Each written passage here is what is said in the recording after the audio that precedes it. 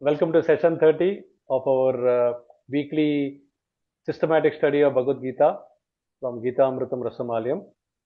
And today we are at a very interesting mode of the Bhagavad Gita because we are about to conclude chapter 4, which is Transcendental Knowledge, Jnana-Yoga.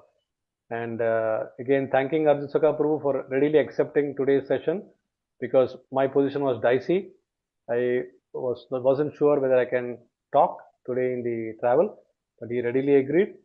So I'm very happy that a lot of people are joining also. Arjuna Sakha Prabhu to lead us through this session today from verses 38 to conclusion, that is 42 of chapter 4. Over to you, Arjuna Sakha. Hare Krishna.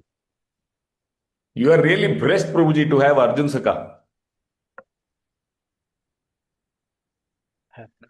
Hare Krishna, Krishna Krishna, Hare Hare, Hare Rama, Rama Rama, Hare Hare.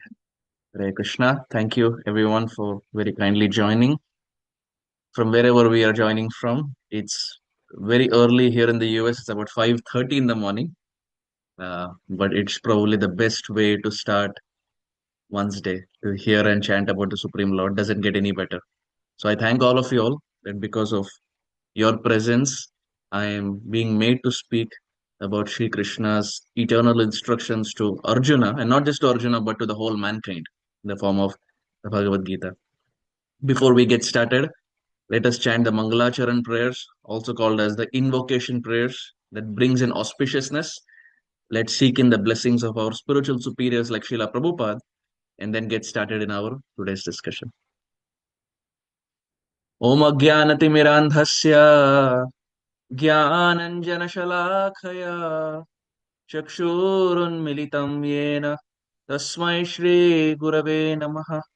श्रीचैतन्यमनोभीष्टं स्थापितं येन भूतले स्वयं रूप कदा मह्यं ददाति स्वपदान्तिकं। वन्देऽहं श्रीगुरो श्रीयुतापदकमलं श्रीगुरोन् वैष्णवांश्च प्रेरूपं साग्रजातां सहगण रघुनाथान्वितं तं सजीवं साद्वैतं सावधूतं परिजनासहितं कृष्णचैतन्यदेवं श्रीराधा कृष्णपादान् सहगण ललिता श्रीविशाखान्वितांश्च। हे कृष्ण करुणा सिंधु दीनबंधो जगत्पते गोपेश गोपिका कांत राधा कांत नमोस्तुते। तप्त कांचन गौरांगी श्री राधे वृंदावनेश्वरी वृषभानुस्तुते देवी प्रणमामि हरिप्रिये। वाञ्छाकल्पतरुभ्यश्च कृपा सिन्धुभ्य एव च पतितानां पावनेभ्यो वैष्णवेभ्यो नमो नमः। नमो ओम विष्णुपादाय कृष्णप्रेष्ठाय भूतले श्रीमते भक्तिवेदांत स्वामिनेति नामिने। नमस्ते सरस्वती देवे गौरवाणी प्रचारिणे निर्विशेष शून्यवाधि पाश्चात्य देश तारिणे। जय श्री कृष्ण चैतन्य प्रभो नित्यानंद श्री अद्वैत गदाधर श्रीवासादि गौर भक्त वृंद। हरे कृष्ण कृष्ण कृष्ण हरे हरे, हरे Ram Ram Ram Hare Hare. I see the hand is raised. Okay. So let me just quickly go ahead and share my screen.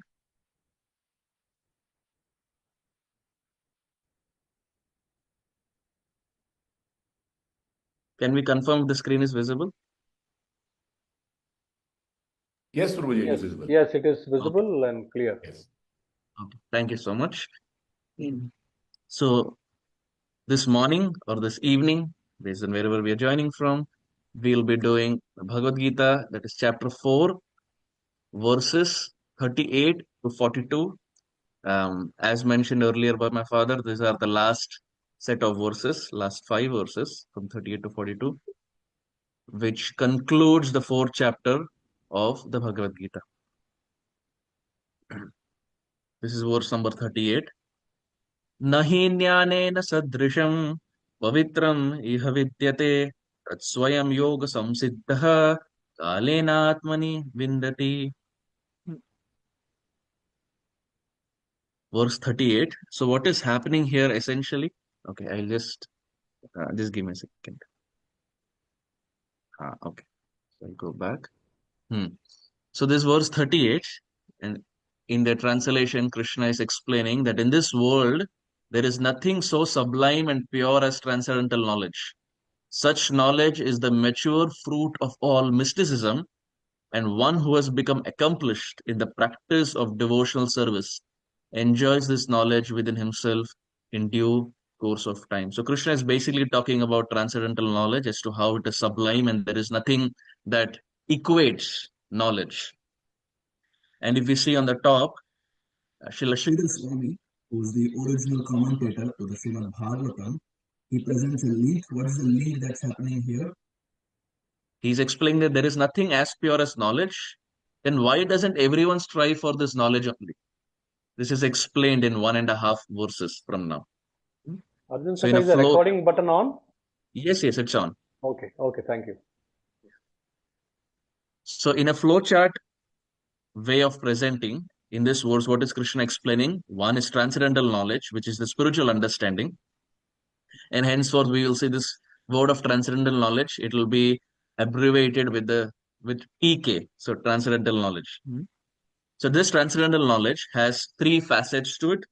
One, it is mature fruit of all mysticism, as it is explained in the translation. Second, it is sublime and pure. And third, it leads one to liberation. Naturally, because it is coming from the lotus lips of Krishna, it has to be pure. It has to be pure, sublime. And because Krishna is speaking it, anyone who practices it, it leads to liberation. So now what is the fruit? What is the mature fruit? When we say it's the mature fruit of all mysticism, what is that mature fruit of this knowledge? It is devotional service. Why? Because love means there has to be service. A mother loves the child, but the mother just doesn't say, "My dear child, I love you." The mother does it through actions, right? When the parents say, "My dear son, I love you," it's not just saying it.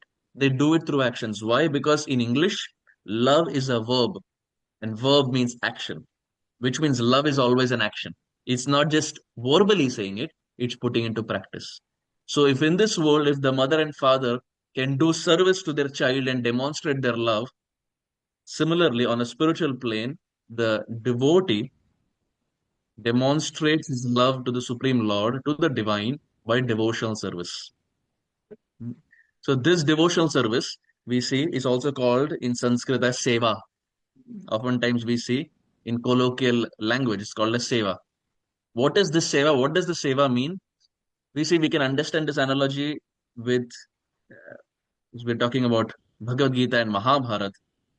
You see, in the Mahabharata, we find when Krishna is driving the chariot, he's driving the chariot for Arjuna. And in that chariot, Hanumanji is present. How is Hanumanji present? Hanumanji is present in the flag of that chariot. There is a flag, and in that flag, Hanumanji is present. Now it's very interesting. Who is Hanumanji? Hanumanji is the celebrated hero of the pastime of Sri Ram, which means in the previous age, Krishna appeared in Dwapar Yuga. That is in the previous age, that is Treta. In Treta Yuga, Hanumanji is a celebrated hero. When Mother Sita got kidnapped, Sri Ram sent the ring to Mother Sita through Hanumanji. Right? That's when Hanumanji set Lanka on fire. Even when the opposite army had to be fought, it was Hanuman who was there at the forefront. Even when the bridge, Setu, Ram Setu had to be built, it was Hanumanji at the forefront. So he, who is the most respected, celebrated hero of the previous age, now takes a very insignificant position as that of being in the flag.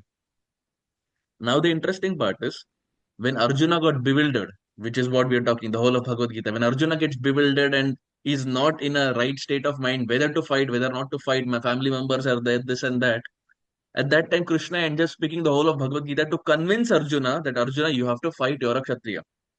Now, as this whole thing was going on, Hanumanji was there in the flag. Hanumanji didn't tell Krishna, my dear Lord, what is this? In the previous age, I didn't make you speak all this. I was naturally ready to fight for you. But look at Arjuna, he's making you speak all this. Hanumanji didn't say all that. So Hanumanji teaches by example that saving or service or devotion service means when our desires are one with the Lord's desires. In the previous age, Ramchandra wanted Hanuman to fight, and Hanumanji did like that.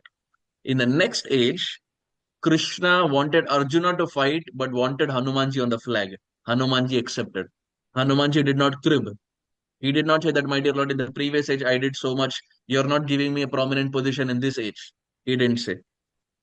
Arthat, which means devotional service, means our desires are one with the Lord's desires. जो भगवान चाहेंगे हम करेंगे. But if our desires are different from the Lord's desires, it's no longer devotional service, it becomes selfishness. It's no longer seva, it becomes selfishness. So this devotional service, as Krishna is explaining, is the mature fruit of transcendental knowledge. ज्ञान का फल है, transcendental knowledge का फल है devotional service. Now that devotional service we see is again has two aspects to it. A person engaged in devotional service enjoys peace within himself, which means he's happy inside. And second, such a person does not look for peace elsewhere. Because why will you look for peace elsewhere when you're already happy inside? We see that a best way to illustrate this is there is a personality in the Bhagavatam called as Ranti Deva, King Ranti Deva. And in the pastime of Ranti Deva, we see that he was fasting for many, many days. And finally, when he got something to eat, that time also so many people came to ask for water, for food, and this and that. And King Rantideva did not think twice, but because he was practicing devotion, because he was peaceful inside, he was ready to distribute that peace. He was ready to give that peace to even those whom he didn't know. And he was ready to give food and water to people who were completely foreign to him. But the interesting part was he has been fasting for so many days. But King Rantideva did not take that into consideration. Why? Because a person practicing devotional service is so peaceful inside that he does over and above to distribute that peace to others. And we find so many examples to illustrate. So transcendental knowledge has three things in this verse. It is the mature fruit of all mysticism. It is sublime and pure, and it leads one to liberation. And the mature fruit, the phal of this transcendental knowledge is devotional service or seva, as we explained with example. That devotional service can be of two types, or can be taken into two considerations. One is a person engaged in devotional service. He enjoys peace within, and such a person does not look for peace elsewhere. In the purport of this verse, Srila Prabhupada in the last line of the purport, Srila Prabhupada says, the last word of the Bhagavad Gita is this Krishna consciousness is basically built up with two facets. One is knowledge and one is peace. When a person is knowledgeable and when a person is peaceful, that's when a person is truly in Krishna consciousness. When a person says, I am Krishna conscious, Srila Prabhupada writes, the last word in Bhagavad Gita is knowledge and peace culminates in bhakti or Krishna consciousness. So if someone is Krishna conscious, if someone is saying, I am doing bhakti, that means it's imperative to understand that they should be knowledgeable and they should be peaceful. If they are not peaceful, then that means they are not completely Krishna consciousness. Or if they are not knowledgeable, they are not completely Krishna conscious. Knowledge and peace combined together culminates in complete Krishna consciousness. And this is what Prabhupada says in the purport as the last word of Gita. But now this is all that we discuss is transcendental knowledge. Now, if a person is ignorant about this, पता ही नहीं है, हमें पता ही नहीं था. Oftentimes people say, right, अरे हमें पता ही नहीं था, हमें पता होता तो हम ऐसे कर देते, which is ignorance. So, Srila Prabhupada and Krishna in this verse, they explain, if there is ignorance, then that ignorance becomes the cause of bondage. Because ignorance is no excuse. As time and again this example has been given that if there is fire burning And if a child sticks his finger into the fire, irrespective of whether the person is a child or an adult, the duty of the fire, the dharma of the fire is to burn. So ignorance is no excuse. Similarly, this transcendental knowledge is freely distributed. Krishna gave it freely, and through this ISKCON movement, we are presenting the Bhagavad Gita freely to everyone. But if someone doesn't take advantage of it, is still ignorant, then that ignorance becomes the cause of bondage. So this is in a flowchart way what Krishna is explaining in this verse. Srila Vishwanath Chakravarti Thakur, who is also one of the commentators to the Bhagavad Gita, he says, in this world there is nothing as pure as knowledge. After some time, it is attained of itself from within through the practice of Nishkam Karma Yoga, which means in due course of time, not overnight. Rato rat nahi hoga.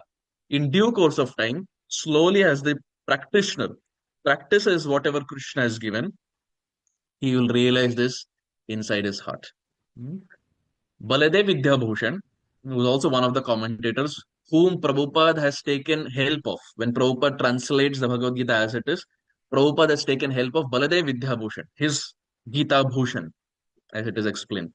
So there Baladev Vidyabhushan writes, nothing such as going to holy places or even austerity purifies as much as knowledge. This knowledge which destroys all sin is not easily available for all people. That knowledge is not easily attained by everyone, but is fully attained, samsiddhi, by practicing Nishkam Karma Yoga. So it's a very strong point that Baladev Vidyabhushan is explaining. He's saying that even if someone goes to holy places or austerity, it does not purify as much as knowledge. Why? Because it's a very interesting point that someone can go to a holy place, whichever holy place that is. But even after going to the holy place, the sin may be destroyed, but the sinning tendency is not destroyed. पाप करने का जो प्रवृत्ति है वो नष्ट नहीं होता, पाप नष्ट हो जाएंगे, पाप करने का प्रवृत्ति नष्ट नहीं होता. Why? Because we see people go to so many holy places. They go there and they take dip in Ganga, Yamuna, etc. But after they come back, they still commit sin. अपराध फिर भी करते हैं, पाप फिर भी करते हैं. Which means sinning tendency is not destroyed. That sinning tendency can be destroyed by the sword of knowledge, as Prabhupada explains. Only by knowledge can the sinning tendency जड़ से उखाड़ तभी सकते हैं when there is ज्ञान, when there is knowledge. So what Baladev Vidyabhushan is saying is very much true. One can go to different holy places, but if there is lack of knowledge, the sins will not be destroyed. What is the best example? We have demons like Kamsa and Duryodhan. Kamsa and Duryodhan saw Krishna, who's the sum total, who's the epitome of all holy places. हम धाम क्यों जाते हैं? Why do you go to holy places? To see Krishna, to see Balram, to see Ramachandra, etc. But the essence of that holy place is Krishna or Ramachandra. But Kamsa and Duryodhan were standing in physical proximity of Krishna. But what happened? Because there was lack of knowledge, they are not praiseworthy in our scriptures. उनका तारीफ नहीं किया जाता, क्यों? क्योंकि ज्ञान नहीं था उनके पास. They were there with Krishna but still could not understand Krishna. So what is important is, yes, we go to holy places. We are not putting that down. But what Baladev Vidyabhushan is explaining here is the sinning tendency can be destroyed only with the sword of knowledge, which is very important. Srila Sridhar Swami writes, one attains this knowledge automatically in time without effort. When through an intense practice of Karma Yoga, he gets perfected, fit, and not otherwise. So again, the same point, it will not happen overnight. It's a gradual process. Gita Amritam Rasamalayam doesn't happen, all 18 chapters does not happen in one day. It's a gradual process of speakers speaking for weeks and weeks and weeks and weeks together, and finally we finish all 18. So similarly, that's of course the theoretical part. The application part takes days and months and years and probably even lifetimes to put it into perspective. Let's see what Madhvacharya says. So we are taking so many commentators and we see all of them are bringing the same point. There is no ambiguity. आपस में ऐसा नहीं कि तालमेल नहीं है. All commentators are saying the same point in regards to every verse. Madhvacharya says, Lord Krishna praises the value of spiritual wisdom in this verse and the next two. In this process, what is the role of the Supreme Lord? Is he simply monitoring every activity from the position as Paramatma or the super soul within all living entities? To the contrary, it is the Supreme Lord who illuminates the consciousness of the living entities over and over again and gives them the opportunity to learn about ultimate truth. So Madhvacharya makes it very clear that it is Bhagavan, it is the Supreme Lord who illuminates the heart from inside. And barambar karte hain. Krishna gives opportunity time and again to every individual to illuminate their heart. Whether the person takes it up or not is the free will. But does Krishna provide the opportunity? Yes. Does Krishna make sure that the person comes in contact with the devotees and the books? Yes. I'll give you a very interesting example, a real story. There was once time this Muslim man who was from Palestine, and he was living in Frankfurt in Germany because he was a student. So, because he was a student, one time he went to a restaurant and he was sitting on the table. He had placed this order and he was sitting on the table. And as he was sitting on the table in a restaurant in Frankfurt in Germany, he saw a magazine that was kept in the restaurant. So he went and picked up that magazine and he started flipping pages.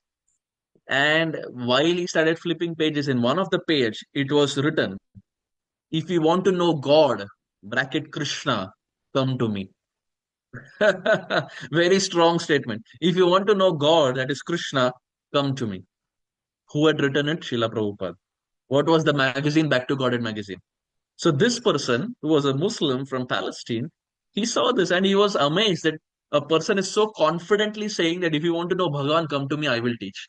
So he got so inspired that at the last page, he saw the address of the Frankfurt temple, ISKCON Frankfurt. So he went to the temple and purchased the books of Srila Prabhupada because he first wanted to read the books. So he read couple of books and he was so inspired that he wanted to join the temple. So when he went to the temple to join, when the devotees got to know that he is a Muslim, they were not very interested to keep him in the temple. Why? Because during those days there was this episode during the Munich Olympics. Many of the um athletes were killed by some Muslim terrorists. This happened during the Munich Olympics. So, because that event had just happened, people were a little skeptical to have this person in the ISKCON temple. So, the devotees told this person that you can practice this at home also. You don't have to stay in the temple. You can go home and you can practice in in the home also. So, this person realized that because of his background, they are not very willing to have him in the temple. So he said, okay. And before going, he purchased a dhoti and kurta from the temple. And he went home. He wore all the dhoti and kurta, then eventually went to the barber, shaved himself off, and just kept a shika like the devotees. Now he was completely looking like a devotee. Tilak, kanthi, shaven head, shika, dhoti, and kurta. Now he went to the Berlin temple, which is another part of Germany. He went to the Berlin temple and told the Berlin devotees, the devotees from Frankfurt have sent me here. Please take me. He first went to Frankfurt. They didn't accept him. Now he went to Berlin and told the Berlin devotees, Frankfurt से हमें भेजा है, हमें accept कर लीजिए. So during those days, there is no WhatsApp, no nothing, no posters. So they just accepted. And he joined the Berlin temple and started practicing. Eventually, he met Srila Prabhupada. And Prabhupada initiated him and gave him the name Ravanari Das. Hmm? Ravanari Das. Ari means enemy. So he, who's the enemy of Ravana, that is Prabhu Sri Ram, Unke Das, his servant, Ravanari Das. Now, why is this interesting, dear devotees? Ravanari Prabhu became the devotee who translated the Bhagavad Gita into Arabic language for the very first time. In the history of ISKCON, Gita was never translated to Arabic. Ravanari Prabhu, who came from Palestine, who was Muslim by birth, after meeting Prabhupada, got so inspired, took initiation, he ended up translating the Gita into Arabic language. Unfortunately, he left this world in 2018. But the point that is interesting is, as Madhvacharya is explaining, It is the Supreme Lord who illuminates the consciousness of the living entity over and over again. Even if you're from Palestine and your background is Muslim, Krishna still nudges and Krishna tries to still illuminate the heart. Whether or not we take it is up to us. And Krishna does that time and again for different people. So it is important and worthwhile for us to realize the nudge of Krishna whenever Krishna is doing it through the devotees, through the magazines, through the books, or through the temples. We go to the next verse number 39. Shraddhava labhate jnanam tatparah samyatendriyah jnanam labdhva param shantim achirena. Translation: a faithful man who is dedicated to transcendental knowledge and who subdues his senses is eligible to achieve such knowledge. And having achieved it, he quickly attains the spiritual peace. What is Krishna saying here? So Krishna is saying he gives the qualities who can attain transcendental knowledge. So in the previous verse, he spoke about transcendental knowledge. In this verse, he is giving qualification. What is the qualification, or who can acquire transcendental knowledge? The faithful with dedication and sense control. Those who are faithful, that is Shraddha, with dedication, that is seriousness, and sense control. So 3 S's: Shraddha, seriousness, sense control. What are the qualities anyone needs to gather sense control? 3 S's: Shraddha, seriousness, sense control. So how to attain faith? By performing devotional service and chanting Hare Krishna. How did Ravanari Prabhu attain faith? He read the books, he chanted Hare Krishna, heart was cleansed, he performed devotional service. Right? Who can easily attain perfection in the knowledge of Krishna consciousness without delay?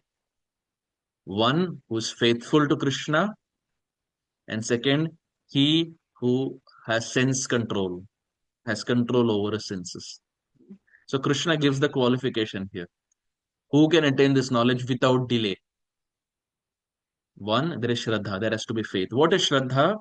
What is faith?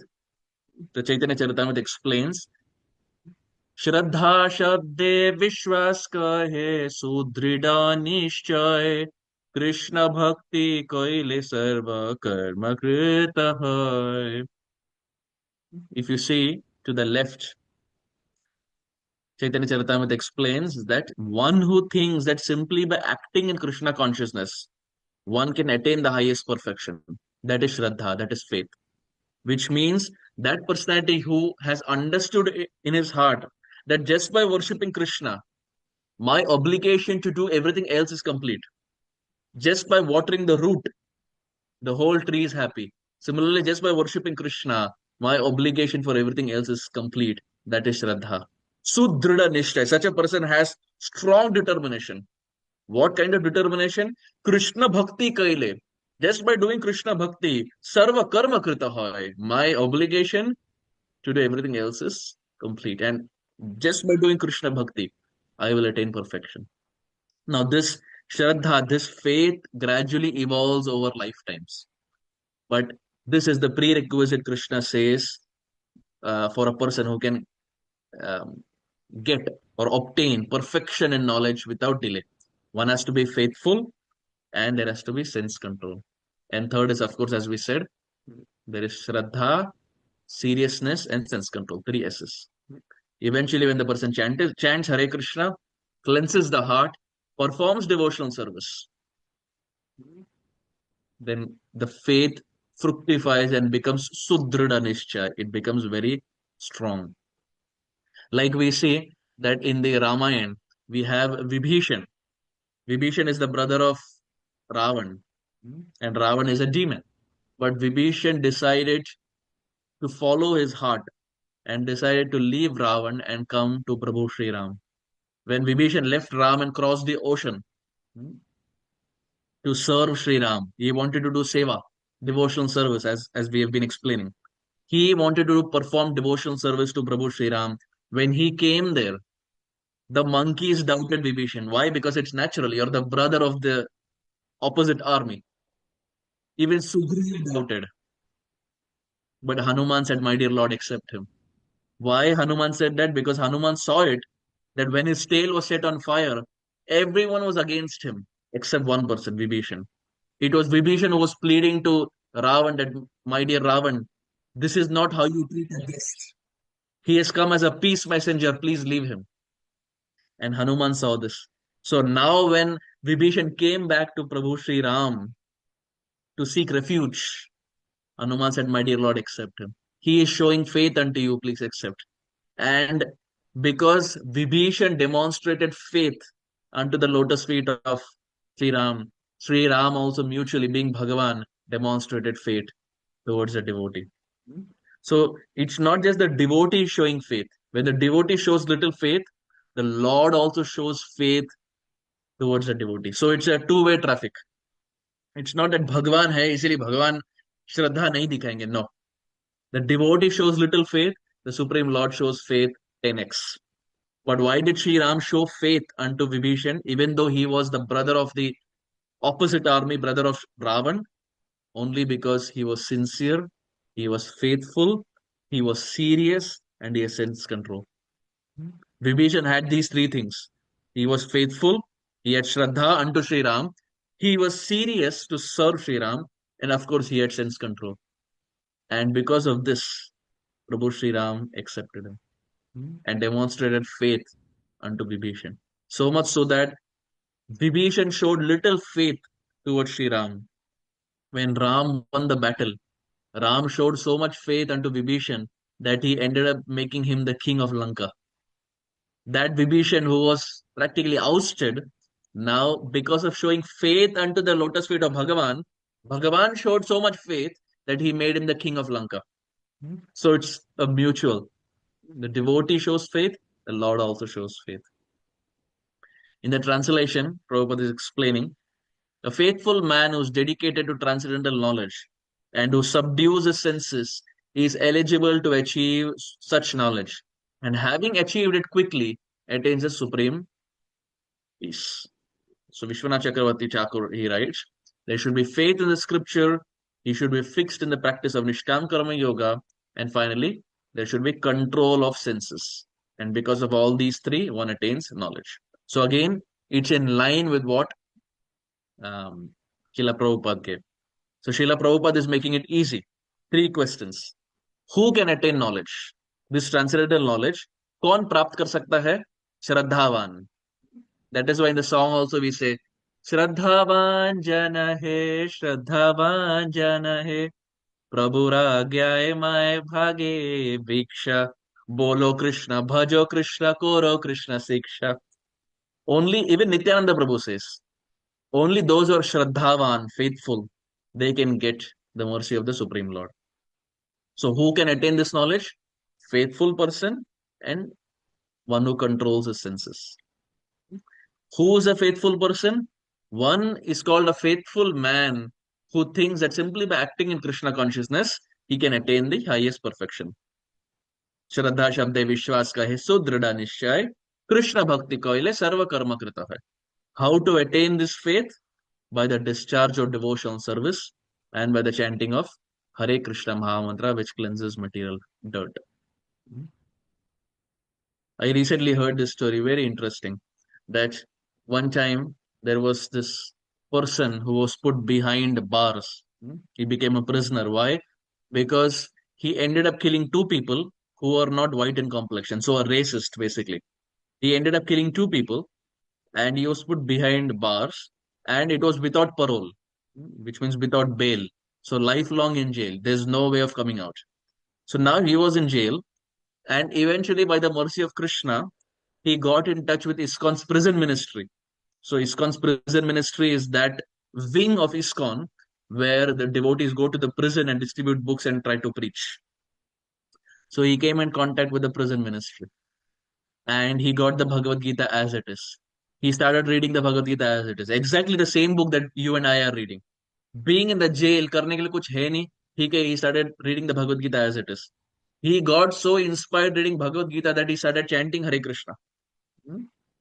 He started chanting Hare Krishna. He started chanting 16 rounds in the jail, started following regulative principles, and was now so inspired that he wanted to take initiation. He wanted to take Diksha. But jail के अंदर दीक्षा कहाँ से ले? You have to be outside of the jail to get initiation. Even to approach a spiritual master, Tadvidi Pranipatena Pariprasthena, even to get all of that, you have to be outside of the jail. How can you get spiritual master inside the jail? But every time he would chant, he would remember that in the Gita, Prabhupada is saying, you should approach spiritual master, approach bona fide spiritual master. So he was praying in the heart that I also need a spiritual mentor, I need a spiritual master. Eventually, he got in touch with Sripad Vaisheshika Prabhu, disciple of Srila Prabhupada from ISKCON of Silicon Valley. When both of them got in correspondence with each other, Vaisheshika Prabhu decided to fly to Phoenix, Arizona. Why? Because this person was a prisoner in Phoenix, Arizona.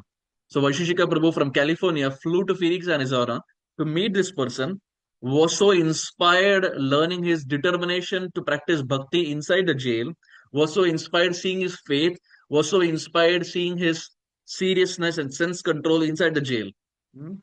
Because every person has a past, but if the person is ready to change, he should be given an opportunity. Vaisheshika Prabhu was so inspired seeing him that inside the jail, Prabhu initiated him and gave him the name Balavan Nitai Das. Normally, we see initiations happen outside of the jail. Here, the initiation happened inside the jail. And he gave him the name Balavan Nitai Das. Now he is initiated, he is inside the jail, and he is blissful. So when his other inmates ask him that, hey, why, how are you so blissful? He gives them Bhagavad Gita. Now he is doing preaching inside the jail. He who was prisoner, who had committed a crime, after attaining Bhagavad Gita as it is, after reading Bhagavad Gita as it is, his mind changed so much for the positive that he started chanting, following regulative principles, now got initiated. And now, as if the divine arrangement of the Lord, he is doing preaching inside the jail of Phoenix, Arizona. He is inspiring others. So we see that who can attain this knowledge? A faithful person. Even if someone has little faith, Krishna will make sure that they get this knowledge in this life. And of course, because he chanted Hare Krishna, how to attain faith? By chanting Hare Krishna. He chanted Hare Krishna and the heart was cleansed. So dear devotees, this Bhagavad Gita that Krishna is speaking is not just blank fire. These words are actually true based on the sincerity and surrender of the practitioner. We go to the next verse number 40. Agyascha Shraddha Samshayatma Vinashyati Nayam Lokosti Na Paro Na Sukham Samshayatmanaha. So now, in the translation, Srila Prabhupada explains, ignorant and faithless persons who doubt the revealed scriptures do not attain God consciousness. They fall down. For the doubting soul, there is happiness neither in this world nor in the next. So we see in the previous two verses, in the verse number 38, Krishna is talking about transcendental knowledge. In verse number 39, he is talking about a qualification for transcendental knowledge. In verse number 40, he is talking about those who don't have faith. So earlier, Krishna spoke about faith and qualifications of faith. Now he is talking about those who are faithless, जिनको बिल्कुल श्रद्धा नहीं है. And these also we will see there are different categories of faithless people. So here we see faithless cannot attain the perfection of God consciousness. No sinful reaction can affect one who performs his duty with transcendental knowledge. So those who are faithless, there is no way they can attain perfection. Why? Because Krishna says faith is the preliminary ingredient to attain perfection. And those who have faith, then Bhagavad Gita explains, no sinful reaction can affect one who performs his duty with transcendental knowledge. Why? Because now the person is illuminated within the heart. He has a sword of knowledge. In every single action he or she does is with the desire of samsiddhir haritoshanam. It is meant for the pleasure of Krishna. And this only devotees can do. Only those who have the knowledge of the Supreme Lord, only they can perform duties with transcendental knowledge. So there are different categories of disqualified people, जिनको qualification नहीं है. अलग अलग भिन्न भिन्न प्रकार के लोग हैं. What are the different kinds? First is people who are almost like animals and have no faith or knowledge of standard revealed scriptures. Now you see these three kind of people who are there, we would have seen them around, and that's why Krishna is quoting them. The first is person who are almost like animal, जिनको बिल्कुल श्रद्धा नहीं है, no faith at all. And actually, because there is no faith, they are not going to practice anything. Second is, even if they have knowledge, thoda gyan hai, even if they have knowledge, they can cite passages from the revealed scriptures, but they actually have no faith. You see, this second category, you'll find a lot of people. Like in India, if you go for book distribution, you go to distribute Bhagavad Gita. People will say, Bhagavad Gita चाहिए? नहीं चाहिए, है हमारे पास. अच्छा, भगवद गीता पढ़े हो? Have you studied Bhagavad Gita? हाँ, बहुत बार पढ़े हैं. ठीक है, व्हाट डज कृष्णा से? कर्म करते जाओ, फल की चिंता मत करो. You see, that's the most common passage that is quoted. कर्म करते जाओ, फल की चिंता मत करो. But that's also something that's not quoted in the right sense. When Krishna is saying karmanyavadhikarasте ma phaleshu kadachana, when Krishna is saying all that, the karma that Krishna is talking about is dharma yukta karma. The activities have to be dharma yukta. They have to be guided by dharma. Because everyone does karma. If you just say जो कसाई है, the butcher who is there, he is also doing his karma, right? A thief, जो चोर है, वो भी तो अपना कर्म कर रहा है. So that is not what Krishna is saying. Krishna is not encouraging to be a butcher or to be a thief. Krishna is not just saying कर्म करते जाओ, फल की चिंता मत करो. Krishna is saying that karma should be dharma yukta karma. It should be guided by dharma. It should be in line. It should align with the principles of dharma. When that karma is done, then Krishna says, don't worry. But not any karma. Because butcher is also thinking he is doing karma, thief is also thinking he is doing karma, a murderer is also thinking he is doing his karma, but not any karma. So this second category you will find many people. They have little knowledge and they will quote passages from scripture, but there is no faith. And whatever passages they quote, that is also not proper understanding. And the third category is even if they may have faith in scriptures, they do not believe in the worship of the Supreme Personality of Godhead. पढ़े होंगे, थोड़ा भगवद गीता पढ़े होंगे, but still in their heart they will not be convinced that I should worship Krishna, I should worship Radha and Krishna, I should worship Prabhu Shri Ram. There will be no faith. This category also we see. They will study Bhagavad Gita, they would have studied Gita, but मूर्ति के अंदर भगवान है, किसने देखा है? भगवान वास्तव में किसने देखा है? हाँ ठीक है, होंगे द्वापर में, लेकिन अब कलयुग में किसने देखा है? That's the third category. Even if they have little faith in scriptures, they really don't believe that they should worship the Supreme Personality of Godhead. So in the 7th chapter, we will see as the Gita Amritam Rasamalam unfolds. In the 7th chapter, Krishna says, Bahunam Janmanam Ante Jnanavan Mam Prapadyate Vasudevam Sarvamiti Samahatma Sudurlabha. Krishna says, Bahunam Janmanam Ante. After many births and deaths, after many lifetimes, Jnanavan Mam Prapadyate. There will be one person who will be in knowledge. Of whom? Of me. Jnanavan Mam Prapadyate. After many lifetimes, there will be one person who will understand me in proper knowledge. Vasudevam Sarvamiti. That person will understand Vasudev ही सब कुछ है, भगवान ही सब कुछ है, भगवान से बढ़कर कुछ नहीं है, भगवान के भक्ति से बढ़कर कुछ नहीं है, भक्तों से बढ़कर कुछ नहीं है. There is nothing superior to the devotees of the Lord. Vasudevam Sarvamiti Sa Mahatma Sudurlabha. Krishna says such a person is very rare. Sa Mahatma, ऐसे महात्मा Sudurlabha, such a person is very rare. So we see most times these are different categories of disqualified people, and to be really qualified, Krishna says it comes after many lifetimes. Bahunam Janmanamante. Chapter 7, text 19 of the Bhagavad Gita. So now these are different categories as Krishna is explaining. What is the worst?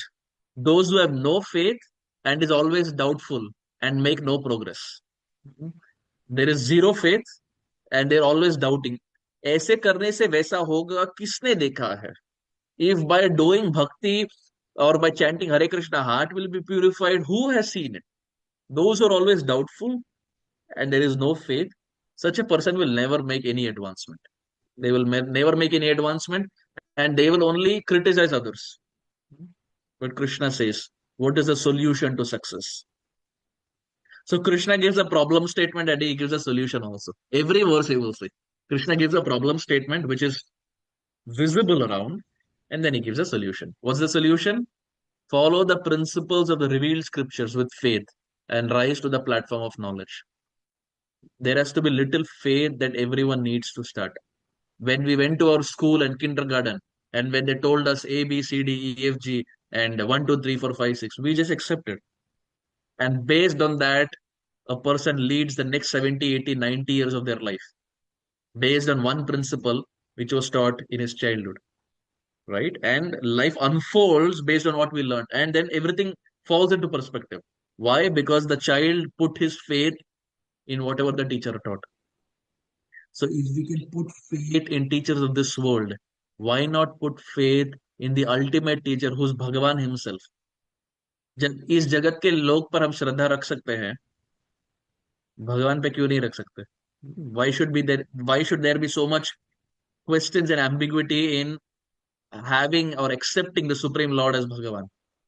It is visible and evident through his actions, and it is visible and evident through his speech. So Krishna gives a solution. What is the solution? Follow the principles of the revealed scriptures with faith and rise to the platform of knowledge. Second, only this knowledge will promote one to the transcendental platform of spiritual understanding. And third, follow in the footsteps of the great acharyas who are in parampara and attain success. Very important. The third point, this transcendental knowledge cannot just be attained all by oneself. We have to be under a superior. And this is what Krishna has already said in the past. Tadvidi pranipatena pariprashnena sevaya upadakshanti te jnanam jnanina sattva darshana. What is Krishna saying there? Krishna is saying the same point, that one should submissively inquire from a spiritual superior and then make advancement. The same point Krishna is saying here also. So Krishna time and again repeats the instructions so that there should be no ambiguity in the heart and the mind of the practitioner. So this Bhagavad Gita should not be studied whimsically or independently. It should be studied under a spiritual mentor, under a spiritual superior. So here we see Baladev Vidya Bhushan and Vishwanath Chakravarti Thakur. They say, who are the different kinds of people who will perish? One is those who are ignorant. Second is those who are faithless. The same point that Krishna is making in the Gita, is making in this verse. And here we see that Ramanujacharya, he says, the faithless, or one who has no faith in developing this knowledge taught to him, that is, who does not strive to progress quickly, such a person will perish. The faithless. Srila Prabhupada says, some, even though they have knowledge or can cite passages from the revealed scriptures, have actually no faith in these words. And these are all truths, and these are all things that we can see around in this world also. And the third category is, first is ignorant, second is faithless, third is doubting. Check करते सब भी check करते हैं, ऐसा है वैसा है etc. They doubt in everything. And we see the very famous story is the Brahmana and the cobbler. One time Narad Muni went to the Supreme Lord and he said, my dear Lord, there are two devotees of yours. There's Brahmana and this cobbler. And both are your devotees. But my dear Lord, I have a question. Who is superior? Is it the Brahmana or is it the cobbler? Krishna told Narad Muni, well, you go yourself and you figure out. So Narad Muni said, my dear Lord, how can I do that? The Supreme Lord said, my dear Narad Muni, go and tell them that Krishna is having a needle. And through the eye of the needle, he has put the whole elephant inside. Only the tail is stuck. पूरा हाथी चला गया अंदर, सिर्फ पूंछ बाहर है. Krishna has put a whole elephant inside the eye of the needle. Only the tail is stuck. Krishna is trying to put the tail inside. So Narad Muni said, okay. he went to the Brahmana first. And the Brahmana is by nature, he is Brahman Janati iti Brahmana, he is very devotional, etc. So Narad Muni went to him, and the Brahmana asked, "What is the Supreme Lord doing?" Narad Muni said, "Oh, the Supreme Lord, he's actually he's put the whole elephant inside the eye of the needle. Only the tail is remaining." The Brahmana started laughing. He said, "Narad Muni, acha mazak kiya aapne. How is that possible? How can an elephant go through the eye of the needle? Not Narad Muni. I mean, that's not impossible." Narad Muni said, "No, really. He has put the whole elephant inside. Only the tail is pending." Brahmana started laughing. He said, "Acha mazak kiya aapne." So Narad Muni decided to go from there, and he went to the cobbler. And cobbler offered respects to Narad Muni. Cobbler asked, "My dear Narad Muni, what is the Supreme Lord doing?" Narad Muni said the same thing. "Oh, actually, the Supreme Lord, he has put the whole elephant inside the eye of the needle. Only the tail is remaining. He is now putting the tail." When the cobbler heard this, the cobbler said, "Bhagavan hai. Bhagavan kuch bhi kar sakta hai." He said, "He is the Supreme Lord. He can do anything. He can create an elephant. He can create a needle. He can also create the eye of the needle, and he can put the elephant inside the eye of the needle, and he can also put the tail. He is the Supreme Lord. Bhagavan hai. Bhagavan kuch bhi kar sakte hai." If he, the cobbler said, if he can put a whole tree inside a small seed, why can't he put an elephant inside the eye of the needle? Now you see the difference? The Brahmana was doubting, lacked faith. But here was a simple cobbler who did not doubt the words of Narad Muni and had faith. Narad Muni realized that even though externally that person is a Brahman and this person is a cobbler, the cobbler was more spiritually advanced because he showed faith and did not doubt the actions of the Supreme Lord. So, the solution, Srila Prabhupada explains, one should therefore follow the principles of revealed scriptures with faith and thereby be raised to the platform of knowledge. And how should one do it? One should follow in the footsteps of the great acharyas who are in disciplic succession and thereby attain success. We go to verse number 41, the second last verse for the day. Yoga sannyasta karmanam jnana sanchinna samshayam atmamantam na karmani nibandanti dhananjaya. Krishna is explaining here, one who acts in devotional service, renouncing the fruits of his action, and whose doubts have been destroyed by transcendental knowledge, is situated factually in the self. Thus, he is not bound by the reactions of work, O conqueror of riches. That is Dhananjaya. So Krishna is saying that he or she who does devotional service, renouncing the fruits, not having doubts, such a person is enlightened and such a person will not be bound by reactions. Why? Because they are doing actions with transcendental knowledge, as Krishna has explained in the previous verses. Now, these actions are of different categories. There are different kinds of activities: karma, jnana, and yoga. They're grouped under three different headings. Srila Prabhupada says, one is karma, fruitive activities. Everyone is working to get some money, and money means satisfy my senses, my demands of the senses. This is called karma. Karma. Generally, these three classes of living entities afflicted with selfish desire. These are bhukti kami, mukti kami, and siddhi kami. Bhukti kami refers to those ordinary persons who desire money and everything money can buy, which we see around the world. Such a primitive mentality is based on the desire to enjoy money, sex, and social prestige. This is bhukti kami. People go to the Supreme Lord also. Sukha Shanti.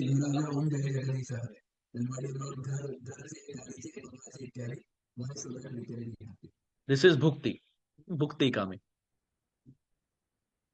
Then Prabhupada says, out of millions of such karmis or workers, one is in gyan or man in knowledge. When a man comes into the platform of knowledge, when he becomes frustrated by working hard and tasting the results of karma, when one is not satisfied, then he comes to the platform of knowledge. Knowledge means inquiry. What am I? Why am I frustrated? Why am I confused? What is my position? That's why you say the Vedanta starts with this aphorism. Athato Brahma Jigyasa. Who am I? What is the reality? We see even the logo of the Bhaktivedanta Institute that Srila Prabhupada named and that Sripad Bhakti Swarup Damodar Maharaj was leading and the director. Even in the logo of the Bhaktivedanta Institute, the the thing that is coined or the thing that is written is Athato Brahma Jigyasa, the first aphorism of Vedanta, which means now is the time to inquire. After getting human birth, now also if we don't inquire, say Pashu Bada Durachar. The human life is meant to inquire. So here we see that the first is bhukti, those who want money, car, house, etc., which is not bad because you need that in this world also. But the next person is a person in gyan, a person in knowledge who realizes that even after all this, mind is not happy. And there's so many examples. Recently, we would have seen the news of Elon Musk, and the founder of Tesla and SpaceX. He reached a net worth of $850 billion. Hmm. He had a net worth already of about 300 billion. In the last couple of days, about 500 billion increased. So now his net worth is $850 billion. But recently, 1 or 2 days ago, Elon Musk made a statement that whoever said money cannot bring happiness was actually correct. This is Elon Musk's statement. He said, whoever coined this statement that money cannot bring happiness was actually correct. Now, you and I will not be able to resonate, but he who has so much wealth, he is saying it outright. And there's so many examples. How about Jim Carrey, the Hollywood actor? Jim Carrey famously had said, I want everyone to be rich and famous so that they know this is not the answer to life. Now you're talking about popular famous personalities. Similarly, Virat Kohli. The whole world wants to follow Virat Kohli and become a cricketer. There is a famous interview that's there online where Virat Kohli says the same thing that I have success, I have fame, I have money, but still there are days that I'm unhappy. This is the same thing that Gita says, my dear devotees. We don't have to become that to experience it. A man is intelligent when he sees and reads the uh, words of the Supreme Lord and understands if Bhagavan is saying it is truth. Krishna is saying, Bhukti, Mukti, they're all restless. They're all restlessness. When a living being becomes frustrated with this hallucination, he takes to the path of speculative philosophy and analytically tries to track down the source of illusion. Such a person is called Mukti Kami because he desires to negate material illusion and merge into impersonal spiritual state free from anxiety. The Mukti Kami is also motivated by personal desire, although desire is somewhat more elevated. So first was Bhukti Kami, this is Mukti Kami, and we go to the third, Siddhi Kami.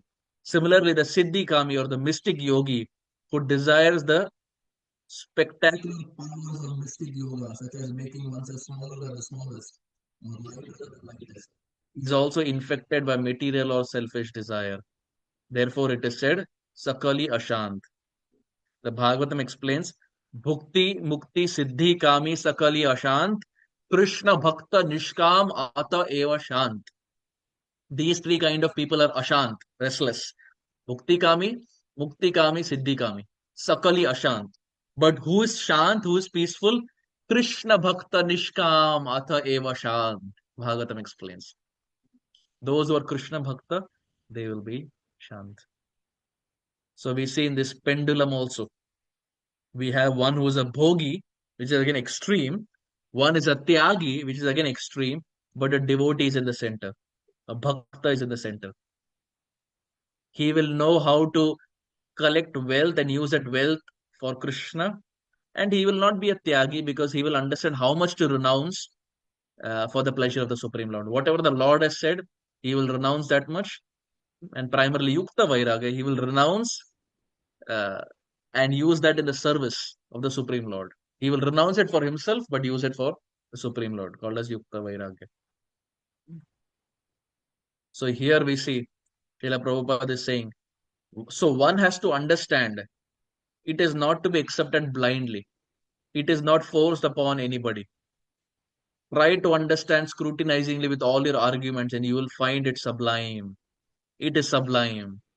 So, a faithful man who is absorbed in transcendental knowledge, this is transcendental knowledge, that simply by discharging my duties in Krishna consciousness, all the duties will be performed. Shraddha or faith, as we said, means I will be perfect in fruitive activities, I will be perfect in knowledge, I will be perfect in mystic advancement, and I will be perfect to understand the absolute truth. This is called firm, unflinching faith. Srila Prabhupada says this in the purport. By bhakti, I will be perfect. I don't have to endeavor things separately. I will get peace just by performing the path of Krishna consciousness. So, faith, in essence, to summarize, the faith is attained by discharge of devotional service, by chanting Hare Krishna Mahamantra, and over and above, there should be sense control, as we said. Shraddha, sense control, and seriousness. The three S's that one should have for faith to build in the heart, for transcendental knowledge. We see the same with Bilva Mangala Thakur also. A very famous story. Bilva Mangala Thakur was attracted initially to a prostitute, and the prostitute told Bilva Mangala Thakur, "What is this? What are you doing? If the same faith that you showed unto me, if you showed unto Krishna, then you would have made so much spiritual advancement." And Bilva Mangala Thakur was amazed when he heard this from a prostitute, that immediately he left her, went to Vrindavan, and channeled or redirected that same faith that he had to the prostitute unto the lotus feet of Krishna, and eventually ended up becoming one of the most celebrated acharyas in our sampradaya. So how did that happen? It was again through faith. Faith got redirected to the right place.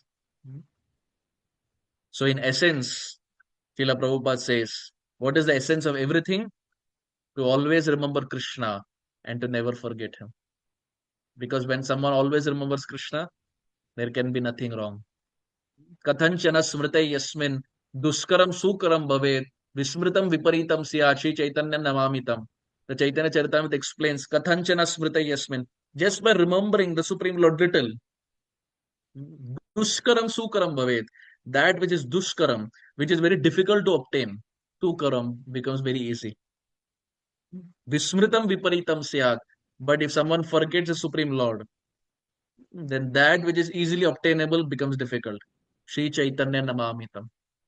I offer my obeisance to that Chaitanya Mahaprabhu. Remembering whom, जिनका स्मरण करने मात्र से जो कार्य मुश्किल है वो आसान बन जाता है, और जिनको भूलने से जो कार्य आसान है वो मुश्किल बन जाता है. कथंचन स्मृत यस्मिन् दुष्करम सुकरम भवेत् विस्मृतम विपरीतम स्यात् Shri Chaitanya नमामितम. And this holds true not just for Chaitanya Mahaprabhu, it holds true for Krishna. This is why Prabhupada again and again would say, always remember Krishna, never forget Krishna. Smartavyam satatam Vishnu, vismartavyo na jatuchit. Always remember Vishnu, never forget Vishnu. Or always remember Krishna, never forget Krishna. And finally, we go to our last verse, which is verse number 42. Tasmat ajnana sambhutam hristitam jnana hristitam jnana shinatmanah chitvainam samshayam yogam atishto bharata. Therefore, the doubts which have arisen in your heart out of ignorance should be slashed by the weapon of knowledge. Armed with yoga, O Bharata, stand and fight. Krishna says the same point here. Knowledge of self, which is pure spiritual activity. The understanding of one's own self, which is also called as the constitutional position. Hum kaun hai? And the truth regarding the spiritual personality, that is Bhagavan, which means two questions. Who am I? Who is God? One who follows Bhagavad Gita, they can understand these two. Hum kaun hai? Bhagavan kaun hai? And one more. What is the relationship between me and the Supreme Lord? So three questions actually. Who am I? Who is God? And what is the relationship with God? What is my relationship with God? Bhakta, Bhagavan, and the relationship is Bhakti. All this can be understood for a person who's studying the Bhagavad Gita. So we see Prabhupada talks about ignorance in the purport of the source, and he says how to remove ignorance by gradual acceptance of the principles of Krishna consciousness. Second, by study of the Bhagavad Gita or any scripture under a bona fide spiritual master with service and surrender. Third, beware of self-interested people after personal aggrandizement. So beware of those people who, in the name of preaching Bhagavad Gita, have some ulterior motive. Srila Prabhupada would say that's not the best. We should hear from those who are preaching for samsiddhir haritoshanam, only for the pleasure of the Supreme Lord. And finally, the fourth, the Lord is definitely the Supreme Person and his activities are transcendental. So finally, a full summary of the whole chapter. We see here that Lord Krishna reveals the transcendental knowledge, and in the initial verses, Krishna is talking about his appearance and activities. Janma karma cha me divyam evam yo veti tatvatah tyaktva deham punarjanma naiti mameti suvarjuna. Krishna speaks about his birth and his janma and karma, etc. And then Krishna also speaks about the reasons of his appearance. Paritranaya sadhunam vinachaya cha dushkritam dharma samstharpanataya sambhavami yuge yuge. Krishna speaks about why he appears in this world, to deliver the pious, to annihilate the miscreants, and to re-establish dharma. So on the left-hand side, Krishna, you see, he starts this chapter by giving transcendental knowledge about his appearance, his activities, and the reason for his appearance. That's the first part of this chapter. The second part is Krishna speaks about how he reciprocates according to the degree of surrender. Everyone ultimately surrenders to Krishna, for it is Krishna who awards fruits of work. And then Krishna also speaks about the Varnashram system. Chaturvarnyam maya srishtam gunakarma vibhagasha. He speaks about Chaturvarnyam, which we have discussed earlier. Krishna creates a Varnashram system according to the modes. He is beyond the system.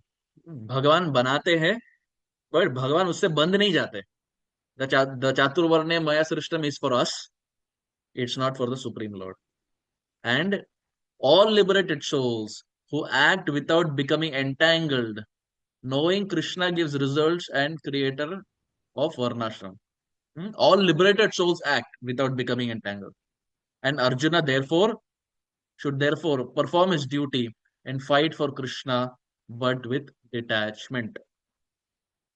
That was the initial first 15 verses of the Gita, of this fourth chapter. Then Krishna speaks about the intricacies of action.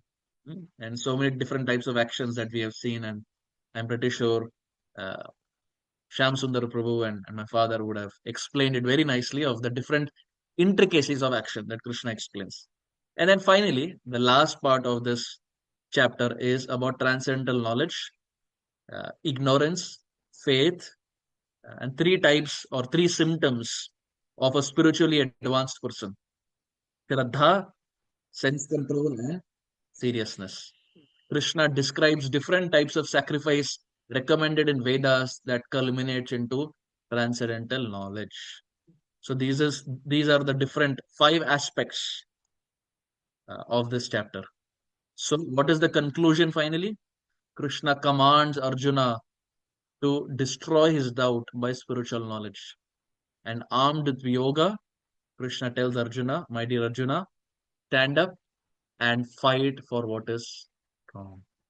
In this way, we see the 4th chapter of the Bhagavad Gita ends, and we will eventually see how Krishna takes Arjuna into different conversations and tries to dispel the darkness that Arjuna has in his heart in regards to whether he should fight or not. Having said this, I very humbly want to stop here. Thank you very much. Hare Krishna. Gaur Paramanande. Hari Hari Bol. Srimad Bhagavad Gita ki jai. Samast Gaur Bhakta Vrinda ki jai. Srila Prabhupada ki jai. Jai. Hare Krishna. Thank you very much, dear Arjuna Sakha, for 2 things. One is for ready